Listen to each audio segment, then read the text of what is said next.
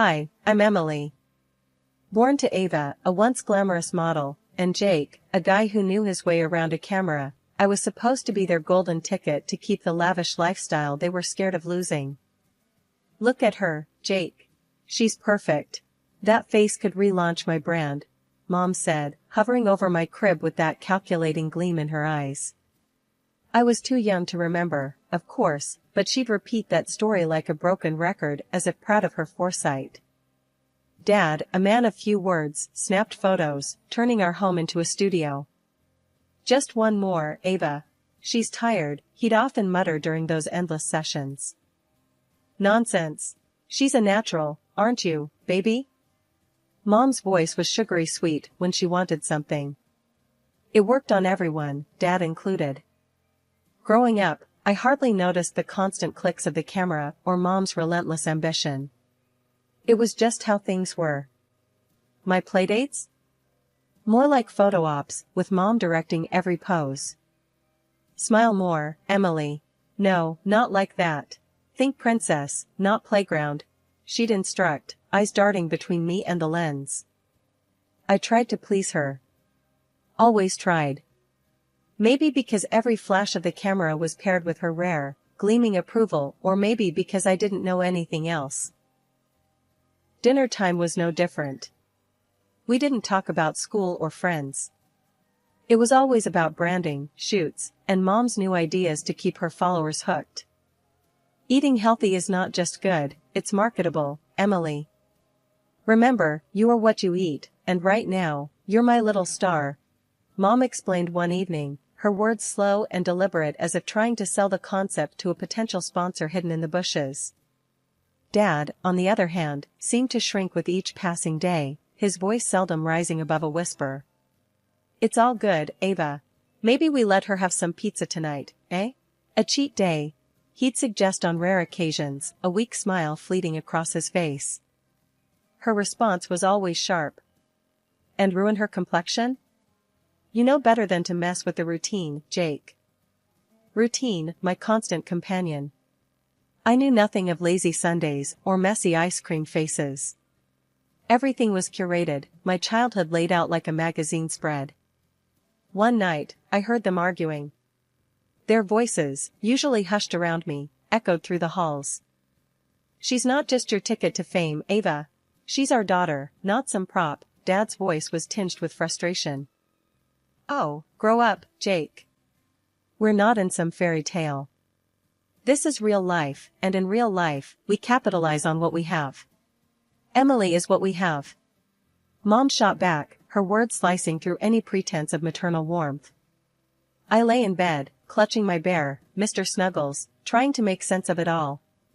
The idea that I was more useful than loved wasn't new, but hearing it spelled out cracked something inside me. The next morning, things went back to normal. Mom was all smiles, pretending last night never happened. Dad avoided my eyes, his usual. Ready for your shoot, sweetheart? Mom chirped as she straightened my dress. Her hands felt cold, her smile too stretched. And so, we continued, the camera capturing smiles that never quite reached my eyes, in a house that felt more like a set every day. I played my part, the golden child, not yet understanding the shadows that played behind the scenes of our picture-perfect life. Grandma and Grandpa, they saw through it all. They'd visit, shaking their heads, whispering about how kids needed dirt and sun, not spotlights and scripts. Can't she just be a kid, Ava? Grandpa would grumble as soon as he stepped through the door, his brows furrowed in disapproval. Mom would force a smile, her patience thin. Dad, times have changed. Emily's opportunities are golden. We're setting her up for life. I'd watch from the corner, clutching a doll I wasn't allowed to dirty. Their visits were my only break from the constant clicks of Dad's camera. He'd put it down then, his face softening. Let's all just relax for the evening. How about a movie, everyone? Dad would suggest, his voice almost a plea. Mom's eyes would narrow, her lips pursed. Sure, after Emily finishes her shoot with the new organic juice line. It's just a few photos, then we can all relax, as you put it. The shoots weren't quick. They never were. Dad tried to keep things light, goofy faces behind the camera, to make me giggle on cue. Come on, pumpkin, show me the biggest smile. Think about, oh, ice cream. He'd cheer, hoping to catch a genuine moment. Mom didn't do patience. Jake, focus. We need these perfect. The company is watching closely. They want the natural, happy child, not some sugared-up toddler. The arguments got more heated when the camera was off. Grandma and Grandpa would try to steal me away for a weekend, desperate to give me a taste of normal. Ava, she should come stay with us. Just a few days. Let her run around, play in the mud. Grandpa would argue as he put on his coat, ready to leave, but not ready to give up. And what? Miss a casting call? No, Dad. We're not risking opportunities. She's fine. Mom would snap, her words final. It wasn't all bad. Sometimes, in the quiet mornings before Mom woke up, Dad would make pancakes, drizzling extra syrup and letting me toss in handfuls of chocolate chips. Don't tell your mom. He'd wink, the secret sweet between us. Promise. I'd giggle, the syrup sticky on my fingers, the moment light and free. But freedom was always fleeting. As soon as Mom's footsteps echoed down the hall, it was back to business. Hair brushed, face washed, and dressed in whatever outfit she'd laid out. In those days, I didn't understand the weight of sacrifice or the price of the path laid out before me. I only knew the routine, the constant push, and the clear understanding that my childhood wasn't really my own. It belonged to the brand, the image, the unspoken sacrifice of what could have been. When the sickness hit, it came without warning. One day, I was posing for a yogurt ad, all grins and giggles. The next, I was burning up, my body a battleground. Mom panicked, but not in the way you'd hope. Her first thought wasn't about getting me to a doctor, it was about how many shoots we'd have to cancel. Ava, we need to get her to the hospital, now. Dad was pacing, his voice edged with a panic I'd rarely heard from him. Just a minute, Jake. Let me think. Mom snapped back, her phone in one hand, probably scrolling through her calendar. Think? She's burning up, Ava. This isn't about your bloody schedule. Dad's shout would have scared me if I weren't so out of it. In the hospital, they said it was polio. I didn't really understand then what it meant, only that it was bad, really bad. Mom's face went white when the doctor explained. But she's been so healthy, Mom muttered to herself more than anyone else, her face twisted in confusion and anger. Mrs. Dawson, Emily wasn't vaccinated against polio. It's extremely rare nowadays because most children are vaccinated. The doctor explained gently, a look of sympathy across his face. Dad looked like he'd been punched. Not vaccinated? Ava, what, why? Mom's lips thinned, her usual defense rising quick. Don't you start on me, Jake. It was a choice. A choice we made. I was moved to a room, wires and tubes hooking me to machines that beeped and blinked. Days turned into weeks. I missed the sun, my sketches, even the annoying flash of Dad's camera. Mom rarely stayed long. She'd come in, sit for a bit, her foot tapping relentless on the sterile tiles. Emily, you need to fight this. You know how much is riding on you getting better, she'd say, her voice tight, like she was negotiating a deal instead of comforting her daughter. More than anything, I wanted all of this to be just a bad dream, to wake up in my bed with Mr. Snuggles tight in my arms, ready for another day of pretend. But the nightmare was real, and it wasn't just the sickness. It was seeing the strain on Dad's face, hearing the impatience in Mom's voice, feeling the distance grow between who I was and who I was supposed to be. Can't you just sit with her? Dad's voice would rise sometimes when he thought I was sleeping. She's scared, Ava. She needs us. She needs to get better. Sitting and coddling isn't going to fix her, Jake. Mom's reply, always sharp, like a slap. Days blurred together, each one a repeat of the last, beeps, whispers, and the heavy weight of knowing that to Mom, I was a project failing to meet its deadline. 2 years of my life blurred into a continuous loop of bed sheets, window views, and the ceaseless ticking of the clock. Bedridden, I became a fixture in my own home, an inconvenient piece of furniture rather than a daughter. Mom's irritation grew with each passing day, her frustration palpable every time she had to tend to me. Changing my diapers or washing me, she did it all with a grimace. "This is not what I signed up for," she'd mutter under her breath, her hands rough, her care lacking warmth. Dad tried to compensate. Every evening, he'd come into my room with a fairy tale book in hand, his voice a soft echo of better times. "Let's escape to a kingdom far away, Emily," he'd whisper, trying to lift my spirits as we dived into stories of brave heroes and far-off lands. But the daylight hours were long and lonely. Left to myself, I found solace in drawing. My sketches became my silent rebellion, my hidden diary. Crayons and pencils were my companions, crafting scenes far different from the sterile room I was confined to. I heard Mom's complaints, her selfish frustrations. She was tired of wearing the same outfits to parties because the money had dried up. "I'm stuck in last season's wardrobe while you lie around," she'd yell, her voice echoing off the walls, filled with a bitterness that cut deeper than the loneliness. Grandma and Grandpa saw the toll it was taking on me. They'd visit, laden with worry, their faces etched with concern. "Let her come stay with us for a while," Grandpa would suggest, his voice a gentle plea. "She needs a change of scenery, needs to feel loved." But Mom would have none of it. Absolutely not. What would people think if they knew I'd shipped her off to her grandparents? My image as a mother is at stake. Her voice was shrill, tinged with desperation. Her tantrums became more frequent, a testament to the crumbling facade of her once glamorous life.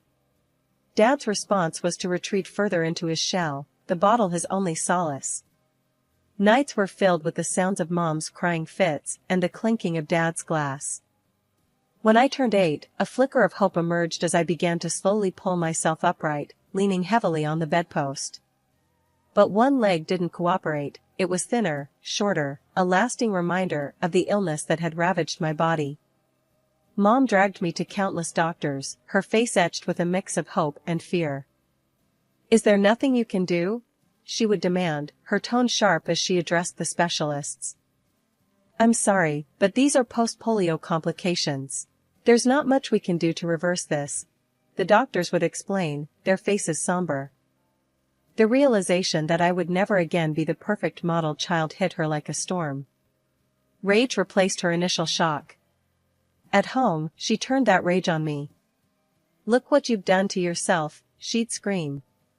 "If you hadn't been so careless, none of this would have happened. You've ruined everything." Her words stung, and I'd retreat further into my sketches, my only escape from her relentless blame. My drawings became darker, a mirror to the turmoil inside me. Yet, they also held a strange beauty, a testament to my endurance and my spirit, which refused to be crushed.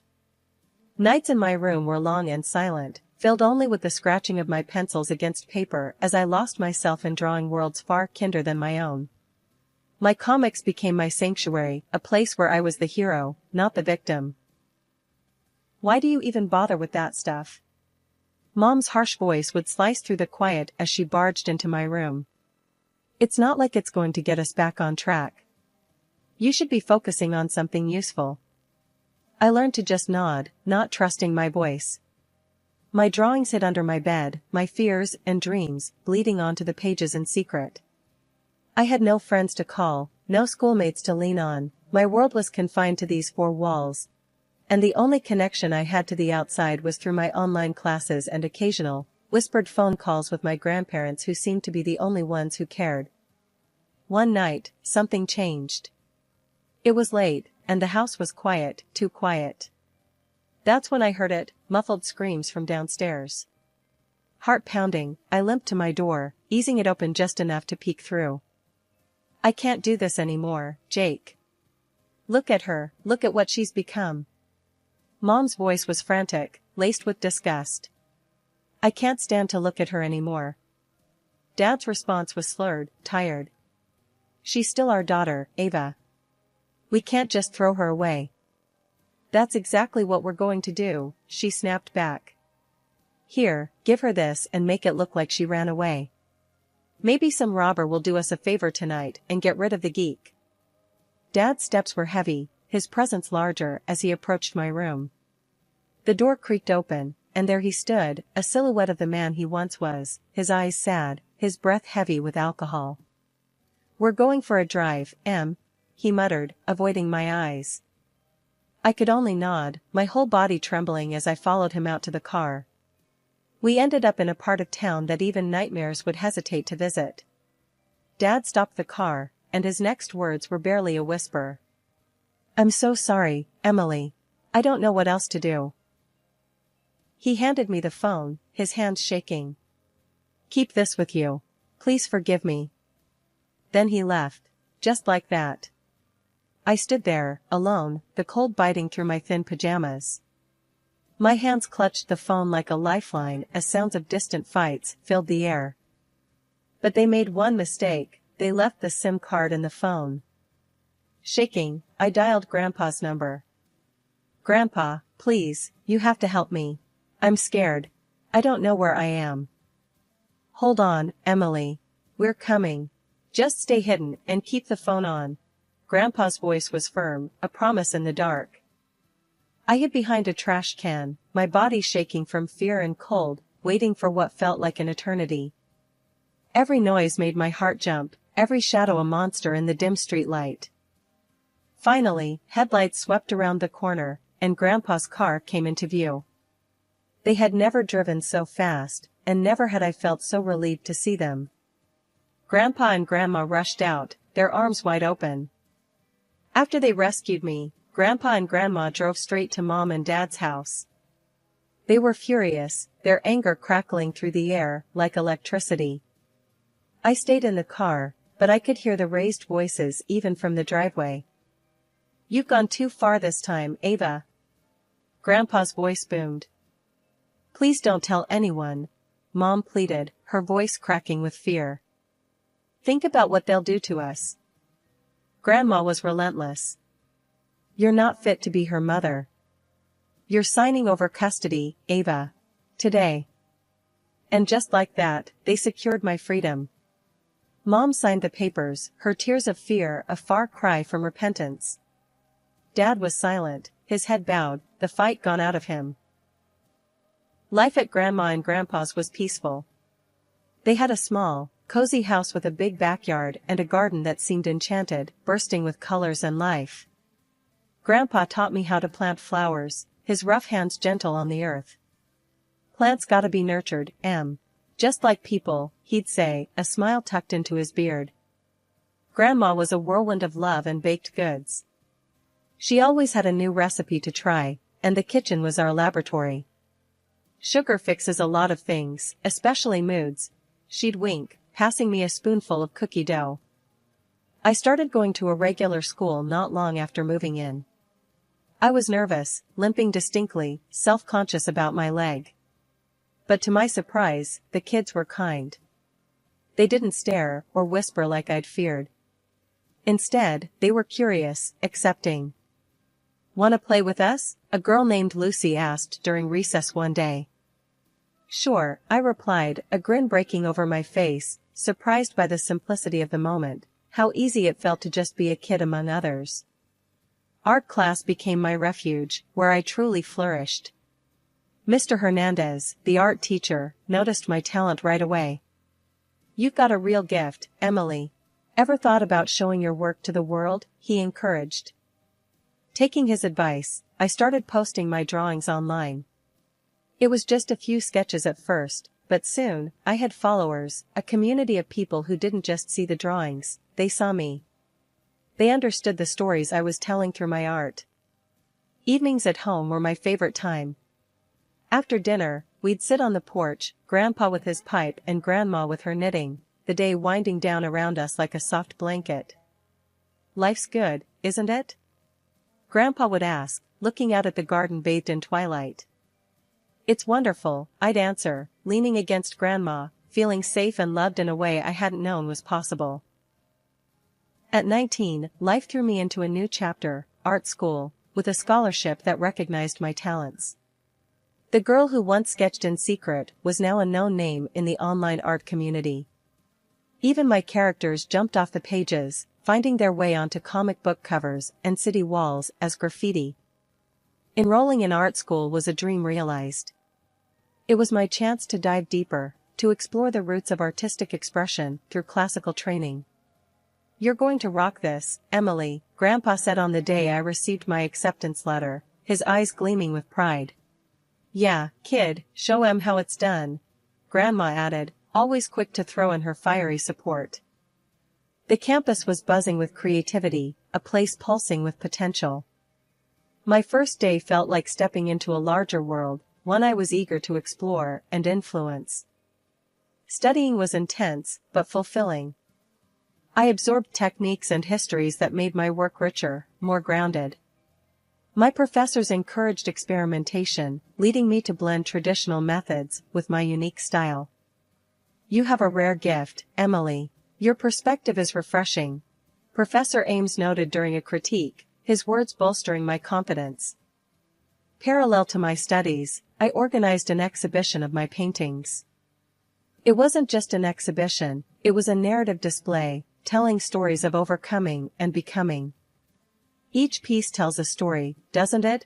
a visitor remarked during the opening night, her eyes tracing the lines of my largest canvas. "Absolutely. Each stroke has a part of my journey," I explained, finding joy in sharing my vision. The local media caught wind of my story, intrigued by the artist who conquered personal and physical challenges to create. They filmed reports at the exhibition, interviewing me about my work and life. "Emily Dawson isn't just an artist, she's a phenomenon," one reporter said as the camera light blinked red. I walked through the exhibition, my special shoes, and sometimes a cane aiding my steps. I wasn't hiding my limp, I was owning it. "You turn adversity into art," an art enthusiast commented, pointing at my cane, which I'd painted in bright colors. Photos of me appeared in fashion magazines again, a full-circle moment. But this time I posed because I wanted to, each photo a testament to my agency and artistry. "She redefines beauty," read the caption under a photo of me, my painted cane in hand, standing boldly beside one of my vibrant murals. By the time I finished my degree, I wasn't just a graduate with honors, I was a symbol of perseverance, a living canvas of my own making. And as I walked across the stage to receive my diploma, cane in hand, the applause wasn't just for my academic achievement but for the journey that brought me there. The art gallery buzzed with chatter and the click of cameras, the air electric with admiration for the work lining the walls. I mingled with guests, my heart swollen with pride and nerves. It was a big day, the culmination of years of hard work and passion. The space was filled with my paintings, each piece a chapter of my life, a battle fought and won. Out of nowhere, the atmosphere shifted. My heart stopped for a second when I saw them, my parents. They have changed a lot. Dad looked worn, more lines on his face, his eyes dimmer. Mom's beauty disappeared, revealing her true self. I watched, frozen, as Mom made her way to the reporters who were filming. With the flair of someone used to the spotlight, she announced loudly, "I'm Emily's mother, and I'm just so overwhelmed with pride for what she's accomplished." The camera swung to her, eating up her performance. "She's always been incredibly talented, and seeing all she's achieved, it's a mother's dream come true." I couldn't take it. My body moved on its own, fueled by a mix of anger and disbelief. "No," I interrupted sharply, my voice slicing through the murmurs of the crowd. "I owe everything to my grandparents. They are the reason I am who I am today." Away from the prying eyes and lenses of the media, I pulled my parents aside, my heart hammering against my ribs. Mom's act dropped as soon as we were out of earshot, her eyes cold and calculating. "Emily, darling, we need your help," she began, the sweetness in her voice sickening. "Your father has had some troubles, he's lost his job, and we've had to sell the house. We have nowhere to go. You owe us, Emily." "I owed you nothing the moment you left me on that street," I shot back, my resolve hard as steel. "If you ever come near me or my grandparents, I'll go to the police." "Don't think I won't." They knew I meant every word. Without another word, they turned and left, disappearing back into the shadows from which they had emerged. That night, after the guests had left and the lights in the gallery dimmed, I took a moment to walk through the quiet space. My paintings looked back at me, each one a testament to my journey. I had faced my past, confronted the pain, and came out the other side stronger. Back home, in the quiet comfort of Grandma and Grandpa's house, I finally felt at peace. Here, in this house filled with love and acceptance, I knew I was home, truly home.